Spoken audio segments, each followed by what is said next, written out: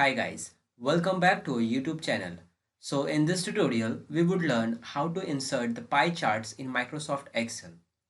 To do this guys, just select the table or the data that you have. After selecting, click on insert and then here in this charts option you have pie charts. On the bottom of this pie charts you have the donut charts.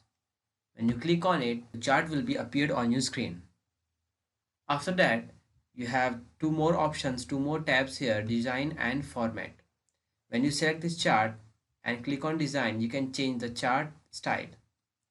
Also, you can change the chart color. You can change the layout. You can add any elementary effect. Okay, like if you don't want to show the title, then you can hide it. Also, you can hide the label or you can hide the legend or you can adjust its position. Get it? Similarly, you can format it by click on format and here in this shape style group you can change the background of your shape. Get it? You can fill the color, any outline that you want or any effect.